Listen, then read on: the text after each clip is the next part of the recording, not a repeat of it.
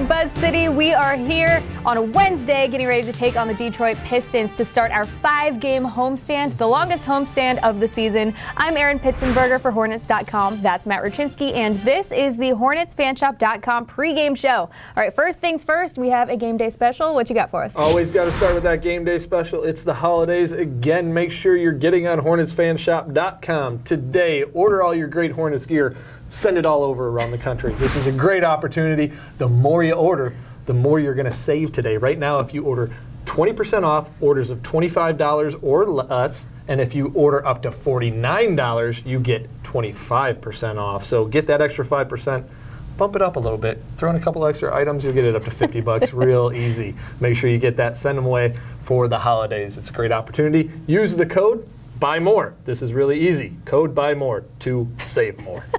Well, not only that, tomorrow we have a big event here at the Hornets Fan Shop at Spectrum Center. Muggsy Bogues and Malik Monk will be here doing an autograph signing from 5:30 to 6:30. Make sure you get here. You get an autograph with a purchase of $20 or more. There's a really great t-shirt that Malik designed with our designer, Jesse DeBolt. So make sure to get out here and meet them. I'm really looking forward to that. Yeah, no better opportunity to get a signed thing from Malik Monk than something he designed. I mean, that's going to be a one-of-a-kind type thing. I think there's only 50 units total of these shirts when we're having these guys design them. So if you want to have something that's going to be exclusive, if you're a Malik Monk fan, if you're a Hornets fan, if you're a Kentucky fan, and you want to put it up in your room, that's a great little thing to have. Or if you're from Lepanto. Yeah, or from Lepanto. Make the drive. So happen. Make the drive tomorrow. All right, well, we have digressed here. Let's go. We'll talk about our last two wins. We've won 2 in a row. We won against the third-ranked defense in the league on Friday against the Denver Nuggets, and we're coming off of a win against the Knicks in Madison Square Garden. So we have some really great couple of wins to kind of leverage us into tonight. Yeah, and we needed them too. We were sliding a little bit, had gotten down to 11-13 overall, and you look at it and you go, oh great, our reward for being 11-13 is we're playing the best team in the Western Conference, riding a 7-game winning streak, which was the NBA's longest active streak coming into that game. So when you're facing that kind of team, you're like, okay, I don't know if this is going to be the get-right game. But it was for the Charlotte Hornets. They came out and they held that team down defensively, played tremendous on the defensive side, and also were able to light up the scoreboard by using some other guys. Other guys got involved other than just Kemba Walker. And not only that, it seemed like in the coaches show yesterday when you were talking with head coach James Borrego, he mentioned that, you know, it was kind of a yo-yo effect where they would just answer back with runs. It was just run after run after run. Do you think that's beneficial, or what's the where do you need to go from there? It gets tough because if a team has to continuously battle back, hopefully you're the team that's putting it on the other one early and making them have to make the run to come back.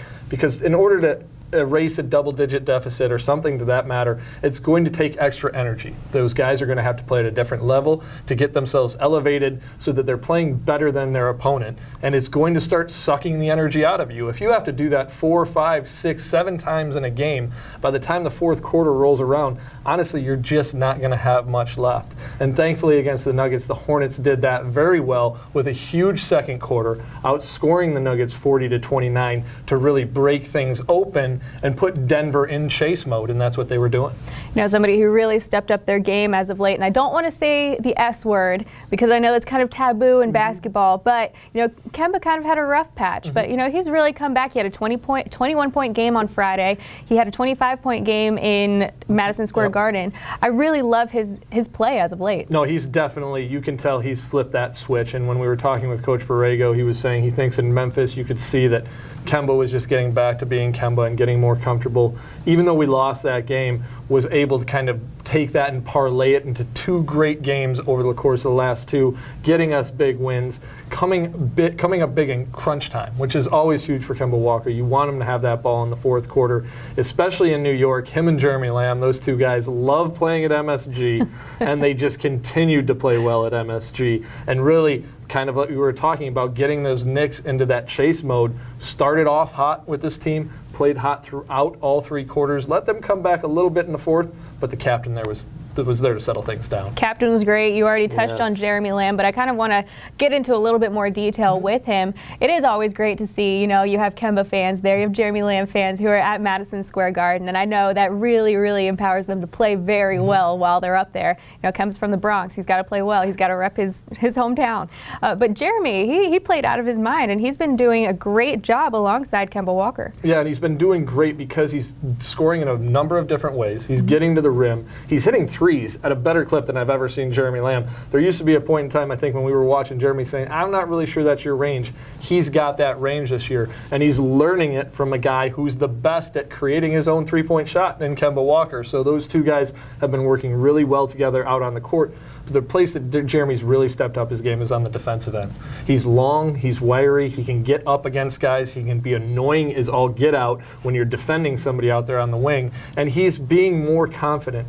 When he's more confident, he plays better on the offensive end, and he plays better on the defensive end.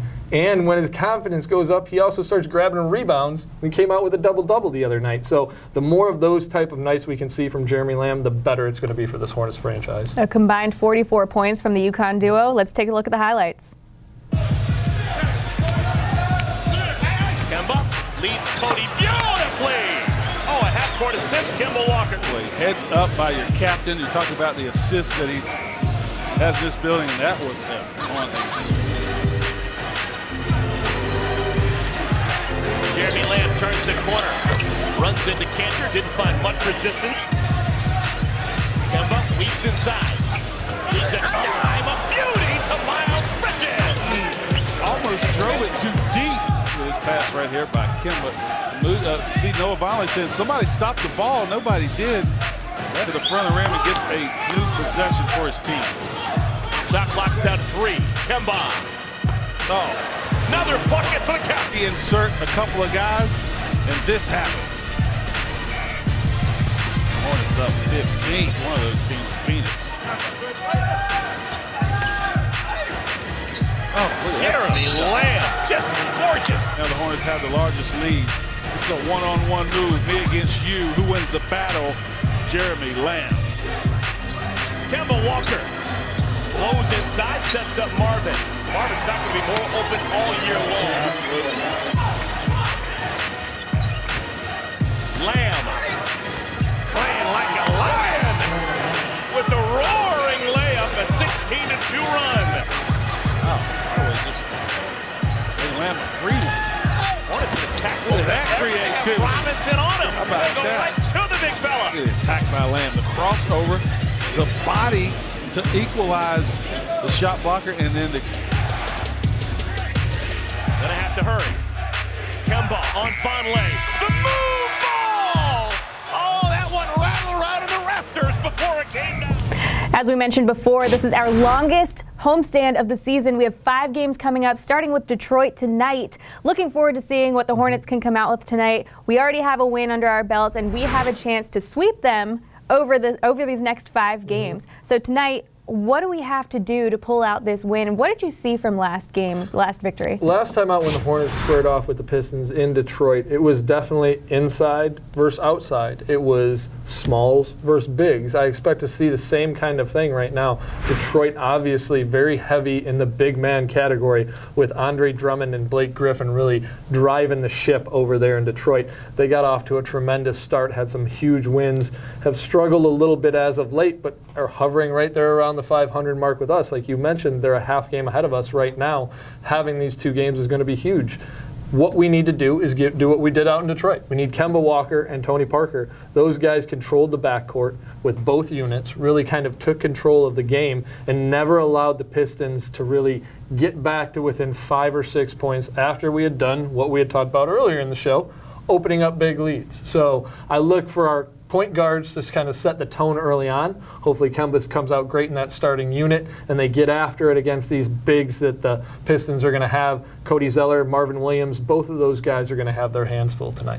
We're a half game behind the Pistons. We have a chance to knock them out of 6. Why is this game so important for us? It's standing-wise. You know, every coach will tell you, every player will tell you, every win means the same thing, every loss means the same thing. They're just a number in the line. But this one is huge. You alluded to it earlier as well about how this could factor in for tiebreaker. When you're talking about an Eastern Conference that is tight as tight can be right now in this group of teams that are battling for these spots between kind of 3 and 10, things change almost on a daily basis. So you want to have every advantage that you possibly can, holding the tiebreaker over a team like Detroit, who you know you're going to be battling with as you get down the line here, as playoffs get closer and closer and closer, is going to be huge for us. So we take on Detroit tonight, and we also take them on the 21st when they come back here into town, and it's our last game of this 5-game homestand. But in between those 2 games, we have a couple of great games as well. Coming up on Friday, we see the Knicks again, but they're here in Buzz City, and it's a special day. Classic night, Muggsy Bogues night, honoring the legend Muggsy Bogues. Really looking forward to that. Make sure that you're here, because very rarely do you see somebody who's 5'1" walking into an arena of 20,000 people and they get a standing ovation like no other. And Muggsy is that person to do that, and he's going to get that on Friday. And I'm really looking forward to seeing that. Yeah, there's no doubt Muggsy Bogues means something special to this city, to this organization. Always has, always will. Muggsy will always be alluded to as one of the best Charlotte Hornets of all time. We saw that in the voting as well. He was up there in the top 5. Muggsy got it done while he was here in Charlotte. And Muggsy was beloved because Muggsy, like we have said before, was just like every other guy. He was that not 6'7", not 6'8", not built to play basketball. He was Joe Average, who was able to step on the court with some of these giants and really succeed and have tremendous success and build a following of fandom here in Charlotte. So get out for Muggsy Bogues night. It's going to be great on Friday. Yeah, I have a handful of friends who always told me like they wanted to be Muggsy Bogues when they were kids, because they weren't always the biggest guy, but they had heart, they had spirit, they had energy, and so it's really cool to see a handful of people who weren't necessarily good enough to play even in high school, college, like professionally, but they still thought, like they could be Muggsy because he made it all possible. So I'm really looking forward to that. And then the next day, we're taking on some team wearing purple and some gold.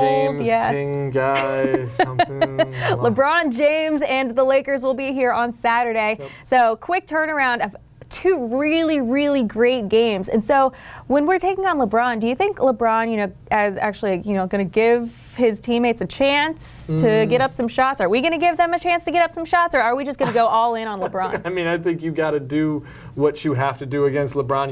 He's going to get his. He's going to put up big numbers.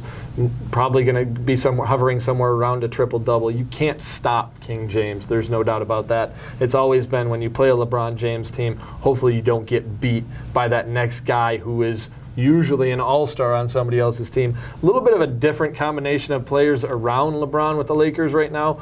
Much different than he's seen in the past in terms of having some cagey vets mixed with some really young talent rather than having that second and third superstar playing with him right now. But they're still 17-10 overall in the Western Conference. Sneaky good. Still going to probably make the Western Conference playoffs. I don't care what people say. LeBron James is not going to be outside of the playoffs if he has anything to say about it. And we always tend to struggle against LeBron. Kemba has a tough matchup every time we've matched up against him, hoping to kind of break that streak. It's going to be a jam-packed Spectrum Center on Saturday night. I know that. It's tough to get tickets. If you're trying to get tickets right now, folks, you're not going to be able to grab anything other than maybe some singles, maybe a couple doubles in the upper level. But there's some good luxury seats if you can get a group of friends together. Maybe come out to a flight deck or a Royal Box or something like that. There's some great luxury seats available. Yeah, absolutely. We got a chance to check those out the other day. I would love to sit in those. But no, she's not getting a chance to do that. She's got work to do. Maybe one or two. Maybe we'll maybe I can convince my boss to let me do that. Send me something. Should I let Aaron do this? We'll see how it goes. Fingers crossed.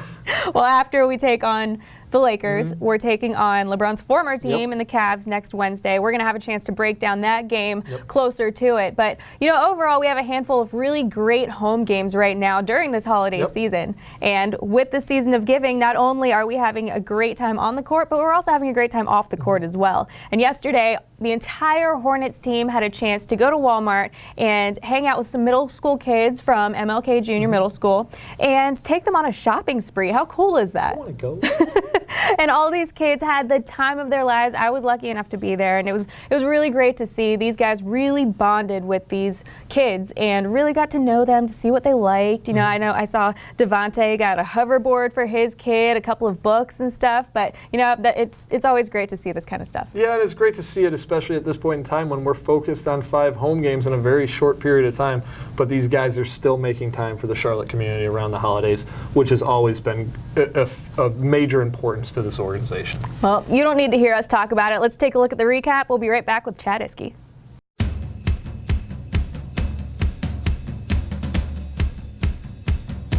It's huge. It's huge to give back, especially at that time. We had a chance to provide to our families, and sometimes people don't have really the same chance as we do. So not to give back like that, to see some smile on their face and they can go around and pick whatever they want, that's special. That's what Christmas is all about. I think it's a blessing, obviously, to get a chance to spend time with some of the kids around the community, give them an opportunity to kind of do some things that they like, kind of gauge their interests, get to know them a little bit more. Christmas is always a fun time to give, man, so I know guys really do appreciate it. We'll have a good time. We'll have a fun time. All right. I'm making a soccer board. Soccer guy? We got a llama.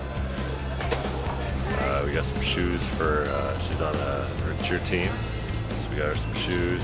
She's actually shopping for her siblings a little bit, which is good. Seeing these kids, getting them gifts, just seeing what they like. I mean, the girl at home with, she like PS4 just like I do. She like playing games, 2K, Madden.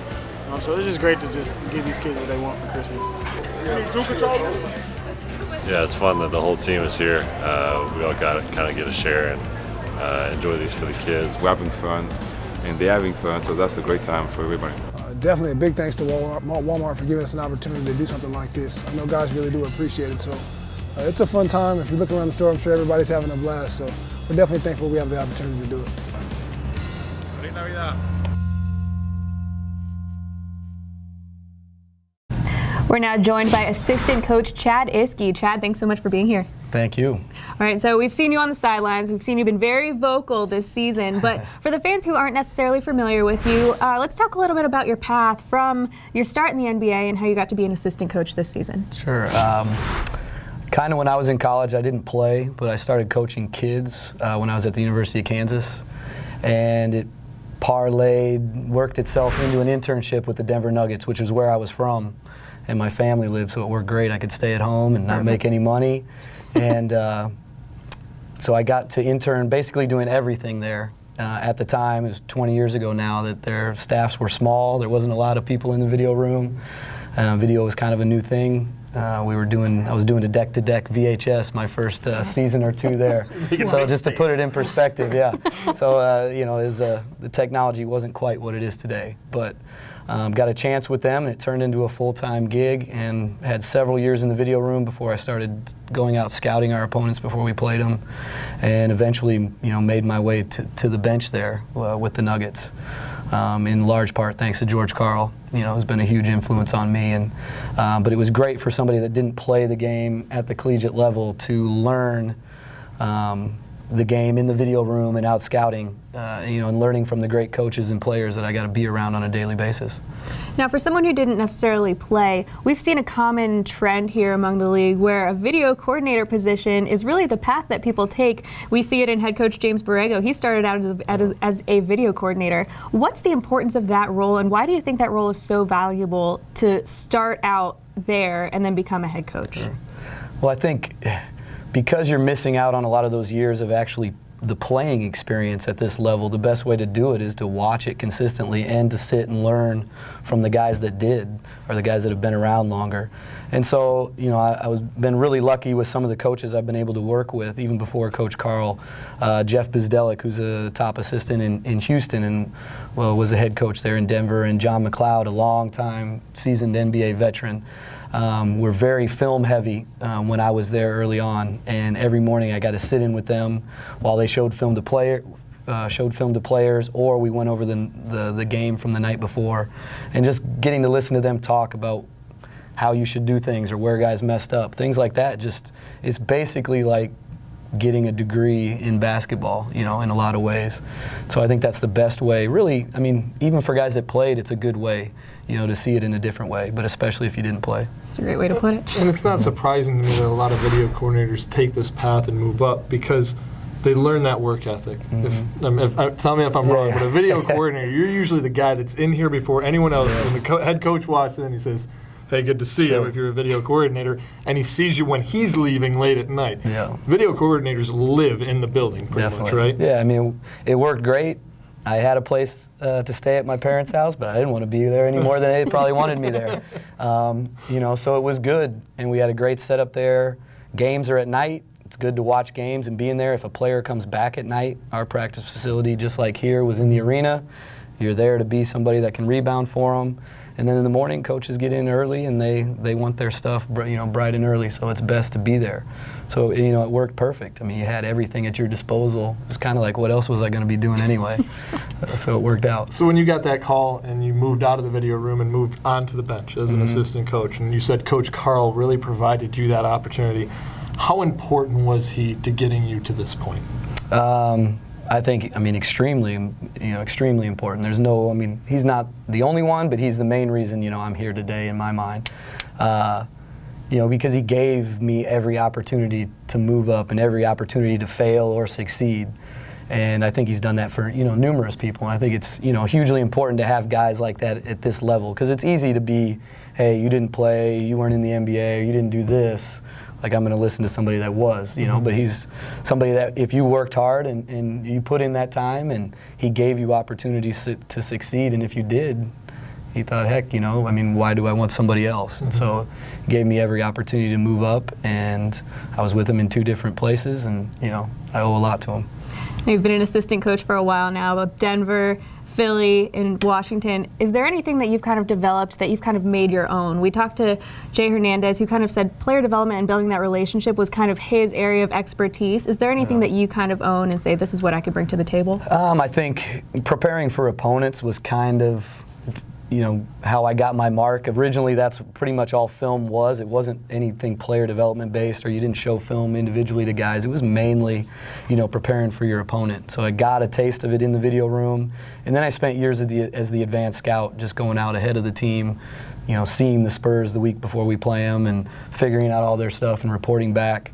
And that's how I really got my voice originally in Denver with the team. Once we got to the playoffs and stuff, Coach Carl started handing it over to me in practice to put us in the opponent's plays, to tell the team what they were looking for. And so that was really my avenue to get a voice with the team and to get a chance, to build a relationship with them and to build that rapport in practice and in games. And so it's kind of been, at this point I've done everything. I've focused on offense, I've focused on defense, but here it's a little bit more. I have a lot of the pregame preps. We split it up amongst 5 or 6 of us, but I probably have the most, and a lot of it just because of my background, I think, in that area. Now, you talked about scouting opponents. You just randomly said the Spurs, so that kind of alludes to my next question. So when you came to the Hornets, what did you think when you were told that you were going to be focusing on our 16-year veteran, Tony Parker? Well, it was nice to be, trying to work with him every day instead of trying to prepare for him on the other side. I have, there's a dark place in my heart a little bit for the playoff defeats I've, had at the hands of him and Coach JB and some of the other Spurs players, of course. But it's great. Anytime, whether I've been in the league 20 years now or whether I was an intern, when you can be around a Hall of Famer, a future Hall of Famer, anybody that's won championships, it's great for you in any capacity. So, I think it's awesome to be able to spend time with him and learn from him, and hopefully every once in a while I can give something to him that helps him. You mentioned learn from him. What's it like to sit down with Tony Parker at a film session? Is he telling you things, or are you telling him things? How does that work? I think most of the time he knows, we don't watch a lot of film because most of the time he's seen it all, and he has an idea of when he's messed up or what he needs to do. And the biggest thing, I think, in our team film sessions, he's very vocal. I'm sure you guys have heard it, already from numerous people. I think it's great for all of us, and especially the players, to listen to him. Somebody, like I said, that's been in every moment, every situation that we could come across, he's been in, and he's been in the playoffs and in championship series, so where it's, where everything's on the line. So I think it's great. I've never been to an NBA championship or won an NBA championship, so it's great for me, too, to sit there and listen to somebody that's been in all those moments, to teach all of us. You mentioned how vocal he is. Aaron alluded to it at the beginning, that we see out on the court, you're kind of the vocal guy. This is not the loudest group of coaches during a game, but you definitely tend to get up and make your opinions known. Is that kind of a role that you've embraced in terms of making yourself vocal? Yeah, it wasn't a hard one. I think that's, historically that's just kind of been who I've been in the NBA to a lot of degrees, and been lucky to be with coaches, and Coach Carl had no problem with me getting up and screaming or getting after the guys on defense. And so I think some of it's just my nature, naturally. It just happens to come out when you're in the heat of battle. And so far I think it's a great mix with our staff, and they allow me to be that guy, I guess, and hopefully JV doesn't mind out. Exactly. You own it. I love it. All right, well, we're coming off of 2 wins right now. What's your assessment of this team as we head into this 5-game homestand? I think it's get better every game, get better every day even. I don't think the season's going to be a success or a failure on any individual game or any individual day. I think we're trying to start something new here. I've been with enough teams now that, when you come in and think that you're going to jump over the moon from day one with a new group of players, with a new staff, when you're trying to teach them new things and get them used to you, and you're trying to get used to them, it's a little bit silly. It's going to take time. Like Rome wasn't built in a day, to use that analogy. But I think each game, as long as we go out there and play the right way, it's how we play, not how well we play necessarily. If we go out there and play the right way, we're going to get better, and in the end, we're going to get to where we want to get to. Love it. Sounds great. All right. Sounds like a plan. Looking forward to tonight. Thank you so much for joining us. Thanks for having me. Appreciate it. All right. Make sure to tune in at 7 o'clock tonight, Fox Sports Southeast. Listen on WFNZ. For Chad Iske, for Matt Ruchinsky, I'm Erin Pitzenberger for Hornets.com.